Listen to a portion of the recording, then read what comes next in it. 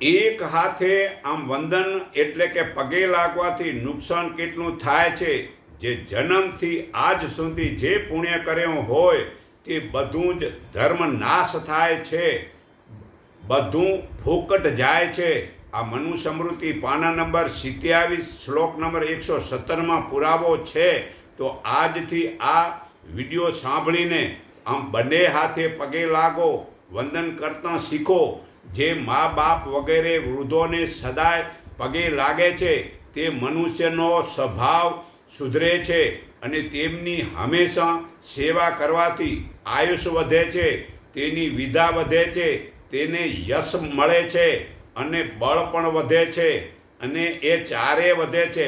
વંદન વિધિ વડીલોને પગે લાગતી વખતે મનુષ્ય બોલવું જોઈએ કે હું અમુક નામનો હું તમને વંદન કરું છું, એમ બોલવાનું નામ કહેવું, એમ પોતાનું નામ બોલવું.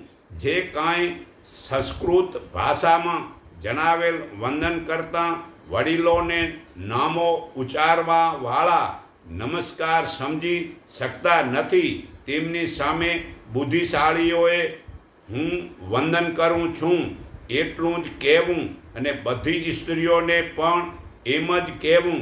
વંદન વાક્યમાં પોતાના નામ અંતે ભો શબ્દ બોલવો, કેમ કે ઋષિઓએ ભો શબ્દનો અર્થ જેમને વંદન કરવું હોય તેમના નામના સ્વરૂપે જ કહેવાય છે. મનુષ્ય વંદન કરે ત્યારે એ વંદન સ્વીકારનારે તેની સામે આયુષ્માન ભવ, સૌમ્ય, હે સૌમ્ય તું ઘણા વર્ષ જીવ એમ કહેવું અને એ પોતે ઉચ્ચારેલા પ્રતન નામ સંસ્કાર કરનારા નામના અંતમાં રહેલા આકારાદિ સ્વરૂપને કે સ્વરના પૂર્ણ અક્ષરને પ્લુત ઉચ્ચારવો.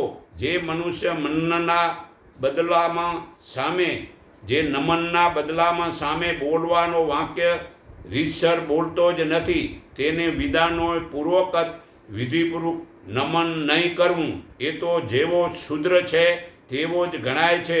અનુસ્મૃતિ પાના નંબર 28 122 પુરાવો છે.